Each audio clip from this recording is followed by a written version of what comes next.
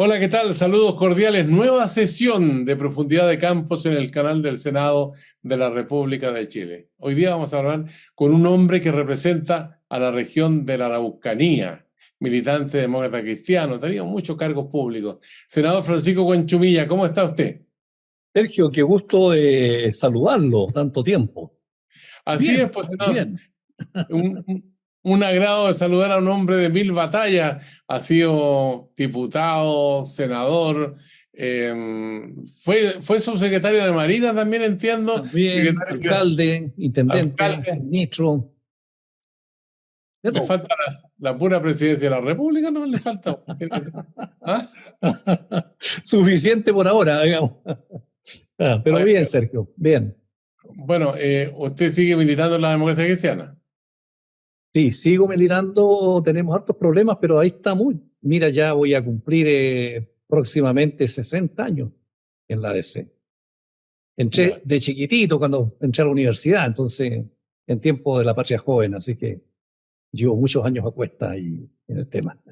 Pero bien, ¿Cuál es la diferencia entre la DC, la que empezó a militar usted, y la democracia cristiana de hoy día? hay una diferencia del cielo a la tierra, Sergio.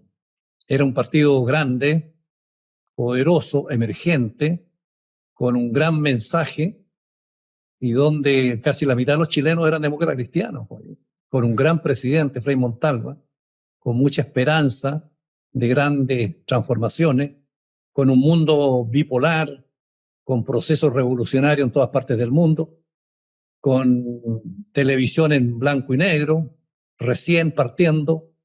O sea, era un mundo absolutamente distinto. Acá había un cambio notable, no solo en la parte tecnológica, sino que en lo cultural, en el desarrollo del país, en las ideas, y en la DC que hoy día está en la parte baja de la tabla. Entonces, mucha diferencia con lo que me ha tocado vivir a lo largo de estos años en distintas responsabilidades que he tenido en el Estado, ¿no? ¿Posibilidades de recuperación de la democracia cristiana a las ligas mayores o no? Mira, el proceso que vivimos en la constituyente y en el último tiempo ha llevado a la DC a un problema. Tenemos ahí encima de la mesa un problema. Y hoy día hay conciencia de que ese problema tenemos que resolverlo de alguna manera. Y te quiero señalar que estamos conversando. Está en un proceso y yo he tenido bastante participación en orden a decir, bueno, ¿qué es lo que vamos a hacer? O salvamos este partido o simplemente cada uno tomará los caminos diferentes. Estamos en ese proceso. Yo no sé cómo nos va a ir, pero por lo menos me acabo de desocupar hace un rato atrás de un encuentro donde estuvimos conversando estos temas. La esperanza es lo último que se pierde, haremos un esfuerzo y veremos qué es lo que pasa, porque si no vamos a ser intrascendentes, nos vamos a quedar en la nada y vamos a desaparecer como sucede con todos los procesos políticos y sociales. Ahora, ¿cómo se explica, senador, que hubiera la población votado 80-20 por una convención constitucional y puros constituyentes de la sociedad civil? Se hizo la constitución con todos los avatares que tuvo y finalmente el plebiscito de salida terminó siendo aplastante para el apruebo. ¿Cómo lo lee usted eso? Yo pienso que este resultado el país no lo esperaba, ni los analistas ni el mundo político. Yo creo que estaba en el ambiente de que ganaba el rechazo, pero todo el mundo pensaba un 5%, un 10%, pero esta derrota fue aplastante, no solo en los números, sino que también desde el punto de vista social, porque votaron por el rechazo los ricos, la clase media, los sectores más pobres, las comunas más humildes, más retrasadas. Entonces, ¿cómo el país en su conjunto? Mira, 338 comunas de todo el país, de 345 o 46 comunas que hay, votan por el rechazo. ¿Cómo se explica eso? ¿Qué es lo que sucedió? Que no primó el aspecto intelectual o de leer la carta, sino que se armó un relato y la gente simplemente no le gustó, emocionalmente rechazó lo que se le ofrecía. Y yo creo que cambió los paradigmas, absolutamente. Entonces la clase política tiene que leer exactamente qué nos quiere decir el país, porque de todos los sectores nos dijeron que no estaban de acuerdo con eso, porque no le daban seguramente seguridad, tranquilidad, pensaban que era un salto al vacío, no les gustó la forma, tal vez en el fondo tampoco. Entonces es un proceso fallido que como generación nos pusimos en este propósito y hemos terminado en que el pueblo de Chile nos ha dado una lección, en este caso de mucha humildad, para reconocer que fracasamos en este proceso, por ahora. Ahora, usted que es un hombre de la Araucanía, lleva sangre araucana, los pueblos originarios, en este caso el pueblo mapuche, también votó rechazo en los sectores más pobres. Por ejemplo, se ha hablado mucho del caso de Petorca, donde no hay agua, la gente también votó rechazo. Entonces uno dice, bueno, ¿qué hay en el trasfondo de todo esto? Porque los pueblos originarios tenían escaños reservados en la Convención Constitucional, tuvieron una alta visibilidad con líderes que dijeron su voz, su palabra en la convención y a través de los medios, y el resultado termina siendo rechazo. Claro, el rechazo fue en todos los sectores sociales, así como fue en el mundo de los pueblos originarios, pero también no fue en el mundo de las mujeres, por lo cual también había un relato en la Constitución. También fue para la gente que buscaba mejor salud, mejor educación, para los ecologistas, para los que están por el proceso de descentralización. O sea, si hubiera sido solamente el mundo mapuche el que votó a esta altura, podría hacer un análisis separado. Pero Sergio, aquí todos los sectores, desde Las Condes hasta Cholcholo, Carahue, Ocunco, todos votaron unánimemente, mayoritariamente, contundentemente, por el rechazo. Entonces, aquí lo que hubo, yo creo, fue una instalación en el inconsciente colectivo del país de que estábamos frente a una cosa que no satisfacía a la gente y que no le daba seguridad y que la veía como un salto al vacío respecto de las reglas del juego, y por eso la gente no le hizo cuento esta Constitución, no le entró. Ahora, ¿por qué? Bueno, ese es otro tema, ¿sí? Vamos a la segunda parte de esta historia. Pues ahora viene una nueva convención constitucional con integrantes de la sociedad civil, con una mitad de expertos, con parlamentarios incluidos. ¿Cuál es la idea que a usted le parece más adecuada, o qué es lo que está viendo, digamos, que podría llegar a ser finalmente la fórmula para elaborar una constitución ya como segunda parte, digamos, de esta historia? Yo pensaba que si hubiéramos obtenido un resultado más estrecho en este escenario político, hubiera primado la norma jurídica del artículo 142, inciso final de la Constitución, que dice que en caso de ganar el rechazo, queda vigente la actual Constitución del 80.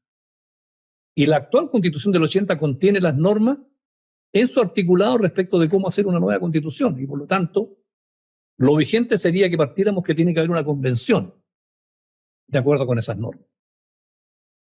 Pero a mí me parece que el resultado tan contundente quiebra todo eso, porque la pregunta es, ¿la gente quiere una nueva convención? ¿La gente quiere que elijamos de nuevo constituyentes, entremos en ese proceso, que entremos a discutir los independientes, los escaños reservados, la paridad, los independientes, la discapacidad, y digamos, empecemos todo de cero? ¿O la gente qué es lo que quiere decirnos con ese resultado tan contundente? Yo no lo tengo claro. Si la gente dice, mire, yo le estoy dando un mandato a los políticos para que en el Congreso hagan algo, tampoco lo tengo claro. Entonces, yo creo que hay que andarse con cuidado, porque lo que no tiene que tener este nuevo proceso tiene que tener legitimidad. Buscar cuál es el procedimiento es una tarea, en este caso, de tres actores, de los partidos políticos, del Congreso y del gobierno, para decirle a la gente que en esta sí vamos a hacer las cosas bien y vamos a tener una carta que le dé tranquilidad a la gente, porque yo creo que con esto se demostró que la gente no quiere saltos al vacío, quiere cambios, pero cambios serios, graduales, le tiene miedo a los experimentos, y la gente vio esto como un experimento, con posturas maximalistas. Entonces creo que esa es la gran tarea que hoy día tiene el Congreso y el gobierno de buscar una fórmula que nos permita ganar la confianza de la gente y no cometer nuevamente los mismos errores. Ahora, aquí no solamente el resultado golpeó a aquellos que estaban por el apruebo, sino también golpeó muy fuerte al gobierno. Y esto no es una opinión, sino que se demuestra en la realidad con el cambio de gabinete bien profundo que hizo el presidente de la República, Gabriel Boric. ¿Salió debilitado el gobierno de este proceso, a su juicio? Eso se enmarca dentro de las causas de por qué sucedió esto. Yo creo que la primera razón es que la convención generó un escenario que a la gente no le gustó. La forma como se instaló la convención, cómo actuaron los convencionales, se fue generando un ambiente de falta de seriedad en el trabajo y la forma como los convencionales se instalaron, trabajaron y se mostraron frente al país. Como diciendo, mira, este es un juguete nuevo y nosotros hacemos lo que queremos y por lo tanto damos rienda suelta a nuestras posturas ideológicas más extremas y porque nosotros somos los depositarios de la soberanía popular. Hubo yo creo que se extremó la competencia que le dio el pueblo de Chile a la convención y eso generó un ambiente negativo. Un segundo elemento, a mi juicio, fue que la derecha aprovechó muy bien esta situación e hizo, digamos, una propaganda, sostenía muchos recursos, donde hizo la táctica de colocar a gente de la centroizquierda, llevando adelante el proceso, escondió a sus principales figuras y en consecuencia logró generar un relato mediante los medios de comunicación de que este producto era malo y que había que rechazarlo. Y en tercer lugar, creo yo, el déficit en la conducción política del gobierno que cometió muchos errores y que en 6 meses demostró de que el recambio generacional no lo es todo, sino que requiere también una mixtura de cambio, de fuerza y de experiencia. Entonces, todos los errores del gobierno también fue, en el fondo, también un juicio a la gestión del gobierno, y a mi juicio esos 3 elementos configuraron un cóctel que la gente lo vio como amargo y negativo. Y por eso votó de manera tan contundente en contra de ese ofrecimiento. La experiencia de Carolina Tobán, Interior, o de Ana Lía Uriarte como secretaria general de la presidencia, ¿eso le da un input potente a lo que viene del gobierno? ¿Esa experiencia puede tener una significación que le dé un giro, digamos, a esta caída? El gobierno creo que hizo un movimiento adecuado porque amplió la base de sustentación en el comité político, que es el lugar más difícil donde encontrar ministros. Yo siempre he dicho en distintas oportunidades que encontrar ministros sectoriales es más fácil. Encontrar ministros de transporte o de la vivienda o de obras públicas son ministerios que hacen cosas. Pero los ministerios políticos manejan intangibles, manejan conflictos, manejan cosas que van en el día a día, le van saltando. Y entonces el gobierno optó por figuras con experiencia, figuras que conocen el Estado y le dan, por lo tanto, mayor seguridad y tranquilidad para que el presidente pueda tomar buenas decisiones.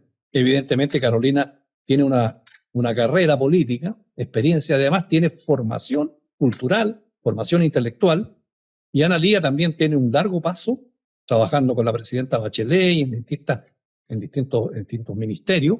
Entonces tiene también un cuento que le permite, creo yo, enfrentar con mayores elementos de la tarea difícil del comité político. Entonces a mí me parece que en ese sentido el gobierno hace una apuesta y centralmente está anclado en el socialismo democrático, esta nueva apuesta del comité político.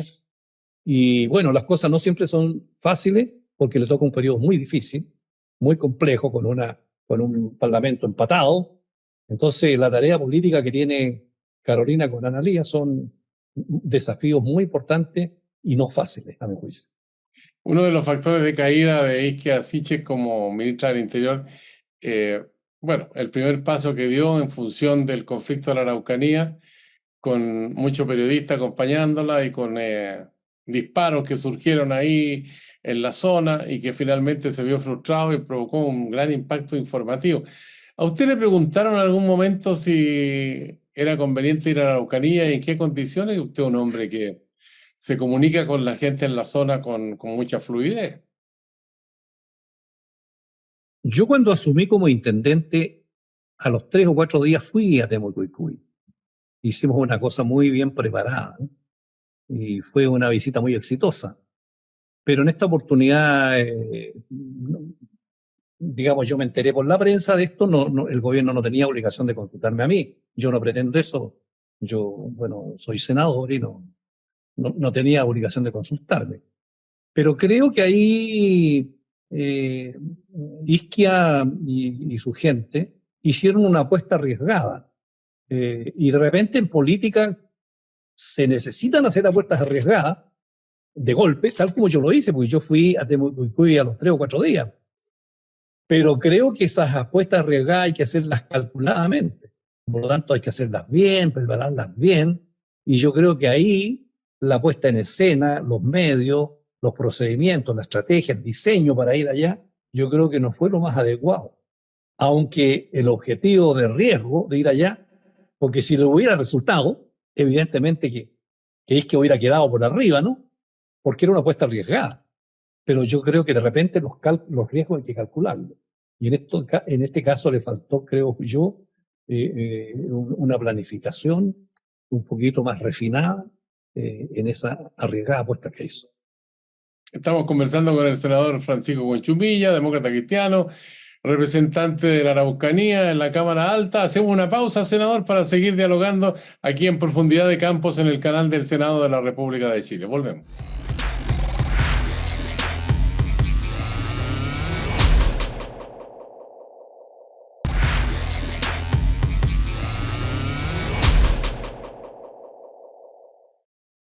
Ya estamos de vuelta en Profundidad de Campos, dialogando esta vez con el senador Francisco Conchumilla de la región de la Araucanía.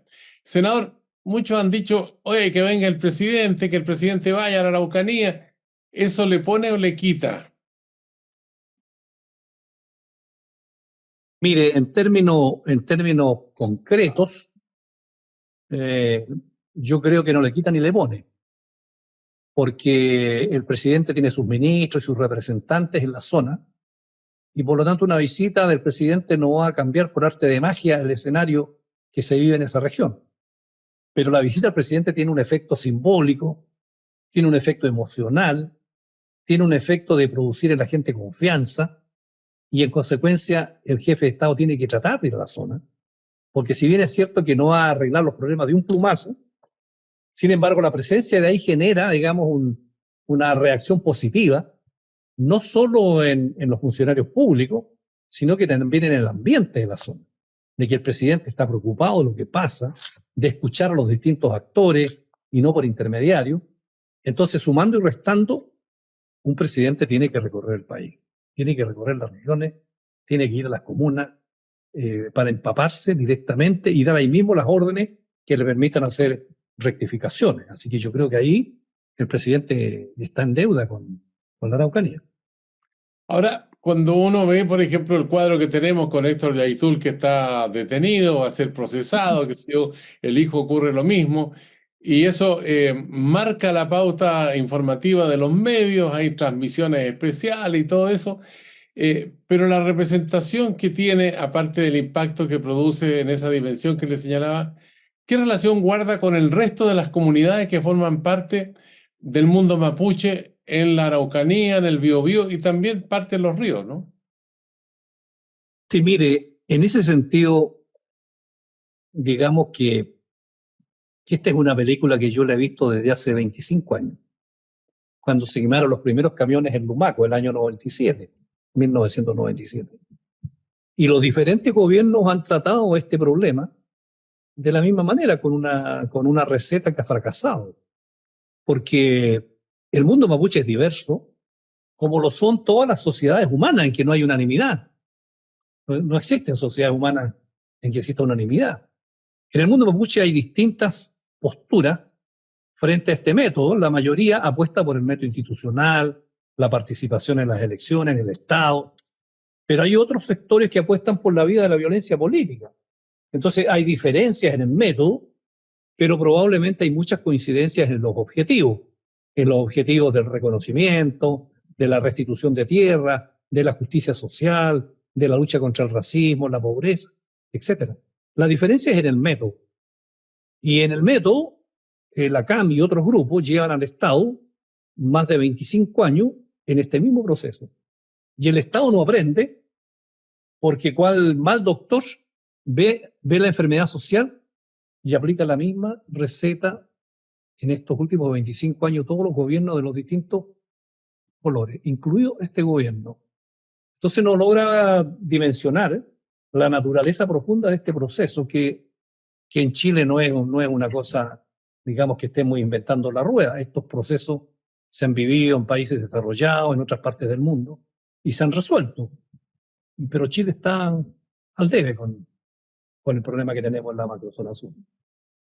Ahora usted preside la Comisión de Defensa, pero integra también la Comisión de Seguridad Pública.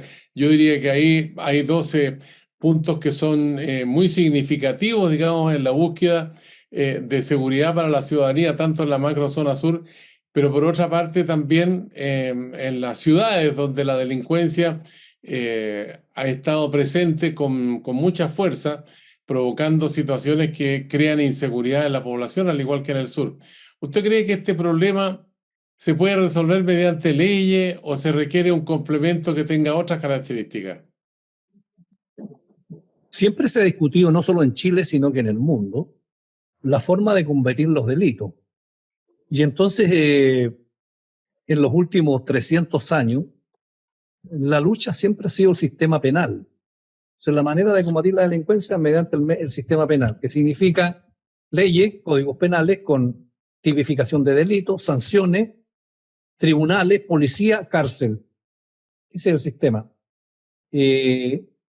Pero el combate contra la delincuencia es una cosa mucho más amplia, porque hoy día lo que priman son otro tipo de teorías, donde hay no solamente lo que dice el derecho penal, sino que también lo que dice la política criminal, la criminología y todas las políticas de prevención del delito, donde hay una multiplicidad de factores más sistémicos y en consecuencia la persecución penal y la acción punitiva del Estado es solamente uno de los caminos para combatir la delincuencia. Entonces, hace falta en Chile algo más multidimensional. Estamos trabajando en la Comisión de Seguridad del Estado en la creación del nuevo Ministerio de Seguridad Pública, que será un ministerio potente y poderoso, destinado exclusivamente al tema de la persecución de los delitos en su dimensión múltiple. Y yo creo que ahí vamos a colocar un instrumento que puede facilitar una política mucho más amplia para combatir la delincuencia en la parte urbana. Y respecto de lo que sucede en la Araucanía, yo siempre he sostenido de que ese es un problema político y que no se puede resolver mediante las normas del derecho penal, sin perjuicio que los delitos se persigan, pero que la causa detrás, fundamental, son problemas políticos que se arrastran de larga data en Chile y que nunca hemos querido enfrentar con sentido de Estado.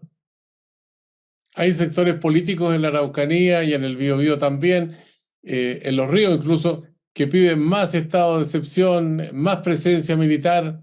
¿Eso a qué puede conducir finalmente? ¿A encontrar el camino de la paz o puede agravar el conflicto? Miembro de la Comisión de Defensa, yo le puedo decir responsablemente que las Fuerzas Armadas no quieren participar en la solución de un problema político. Ellos están contestes de que esto le corresponde al mundo político. Pero las Fuerzas Armadas, como instituciones no deliberantes, jerarquizadas y obedientes a la autoridad civil, cumplen las tareas que el gobierno y el parlamento lo determinan con los estados de excepción constitucional. Y entonces participan en eso. Pero ellos saben que están preparados para una cosa distinta. Las Fuerzas Armadas están preparadas para la guerra, para ver en el otro al enemigo y para neutralizarlo usando todos los medios y los armamentos que tienen. Pero en cambio, cuando se trata de una cosa interna, en que las diferencias son de otra naturaleza, esa responsabilidad le corresponde a la policía y le corresponde al mundo político. Entonces en Chile tenemos ahí una cuestión no zanjada respecto a ese punto. Y por eso que seguimos tropezando con la misma piedra. Y por eso han pasado 25 años y a lo mejor van a pasar unos cuantos años más en que nos demos cuenta de que ese no es el camino de la solución de este problema. Ahora, toda esta mezcla de situaciones que se vive en la Araucanía, con acciones violentas de recuperación de tierra, según los argumentos que hemos escuchado algunos portavoces, pero por otra parte está la mezcla con el robo de madera y el tercer punto dice relación con el narcotráfico. ¿Qué tan efectivas son estas alternativas, digamos, y de qué manera se pueden resolver? Porque lo que se sabe es que hay una acción reivindicatoria que es muy violenta, como hemos observado, con personas muertas, con destrucción de maquinaria, de vivienda y todo eso. Lo de la madera, alguna claridad hay, pero no está aclarado profundamente el problema porque la dimensión es bastante grande. Y el caso del narcotráfico tampoco pareciera que tiene luces muy brillantes. ¿Ustedes han recibido información en el Parlamento más afinada, digamos? En estos procesos de violencia política y donde hay cuestiones étnicas de por medio, inevitablemente surgen temas como el narcotráfico y el crimen organizado, en este caso, por ejemplo, el robo de la madera. Eso está en el debate regional y nacional, pero yo creo que la respuesta puede ser el derecho penal y la ley. Hemos aprobado una ley sobre el robo de madera específicamente. Pero a mi juicio, lo que hace falta ahí es una acción preventiva y anticipatoria del Estado mediante los mecanismos de los servicios de inteligencia policial. Eso está fallando. Entonces, en Chile tenemos un déficit de inteligencia policial y en la macrozona sur más aún no existe eso, porque la operación Huracán, donde hubo ese montaje de las fuerzas policiales de inteligencia respecto a ese tema, echó por tierra la poca credibilidad que tenía Carabineros con esa operación. Entonces, hoy día, hacer inteligencia y anticipación y esperar una respuesta que la policía me diga, mire, ¿hay narcotráfico? Sí. ¿Hay esto, esto y esto? ¿Hay robo de madera? Sí, existe esto. Pero a mi juicio eso no está funcionando. Hay un déficit de inteligencia. Ahora, aparte de estos temas que son tan importantes, hay otros que están en la agenda. El caso de las 40 horas, que ya hay acuerdo para que esto sea gradual en el tiempo, pero al mismo tiempo, desde las pymes se quejan de que a ellos la situación los aplasta un poco. ¿Hay solución para eso? Porque las pymes son pequeñas y medianas empresas que tienen 10, 20, 15 empleados, 5 empleados, y eso significa que al reducir la cantidad de horas tienen menos fuerza de trabajo para enfrentar los desafíos. Entonces es más complejo, ¿no? Efectivamente, pero la jornada de trabajo viene discutiéndose en el mundo a partir de la revolución industrial, en que hasta los niños trabajaban 12, 15 o 16 horas, en discusiones históricas que se dieron en el Reino Unido y en todas partes del mundo. Acuérdense que el Día del Trabajo se celebra a partir de la masacre que hubo en Estados Unidos con respecto a los trabajadores y trabajadoras. Entonces, en ese largo debate, y hoy día volvemos a tener el debate de las 40 horas, donde en Europa hace mucho tiempo ya que están resueltos con este tema y ya están en las 35 horas. Entonces yo creo que se puede avanzar, pero haciendo distinciones. Yo soy partidario de proteger y de ayudar a las pymes, a la pequeña y mediana empresa, que no puede tener la misma categoría de reglas respecto de las empresas medianas y grandes. Entonces podemos avanzar, pero pueden haber excepciones, puede haber mayor gradualidad, puede haber subsidio, puede haber ayuda, de tal manera que las pymes puedan desplegarse y no tener una sobrecarga que les impida avanzar. Creo, Sergio, que se puede compatibilizar ambas cosas para que la gente también pueda disponer, ¿no es cierto?, de su vida, no solo trabajando, sino que también disfrutando de la familia, estudiando, empapándose de la cultura y otras actividades que hacen que la vida valga la pena vivir y que uno no piense que la vida solamente es trabajo. Yo creo que de a poco hemos ido aprendiendo eso, pero entiendo y estoy de acuerdo que los efectos que se producen en los distintos sectores, bueno, la ley tiene que regularlos adecuadamente. Que no puedo dejar de preguntarle porque se nos está terminando el tiempo. Aquí mi productor me marca a través de el teléfono celular, me dice ya queda poco ya, así que vamos terminando. Bueno, como estamos en ese punto, ¿Qué pasó al final con los presos de la revuelta? ¿Cuántos son? ¿Se sabe que va a ocurrir alguna legislación para ello o no? Había ese proyecto de indulto presentado primitivamente hace un par de años, que después se transformó en amnistía por una indicación que presenté yo en la Comisión de Constitución. Pero ese proyecto perdió oportunidad política porque se trató de colocar antes del plebiscito y ahora no se ha vuelto a colocar. Entonces, no sé, depende de los autores de ese proyecto si van a querer de nuevo impulsarlo, pero en este minuto no está en la agenda de la tabla del Senado como estuvo antes del plebiscito. Así que no sé cuál es la vía que va a seguir el Ejecutivo o los senadores y senadoras autores de este proyecto. Ya, pues así estamos concluyendo esta conversación con el senador Francisco Huenchumilla Jaramillo. Senador, ¿tenemos harto tiempo más con Francisco Huenchumilla en la política o piensa en algún momento colgar las voces de la ideología, de la reivindicación, de la doctrina y todo eso? Yo creo que yo he tenido por la vida, y gracias a Dios, digo yo, muchas oportunidades de estar en distintas partes del Estado.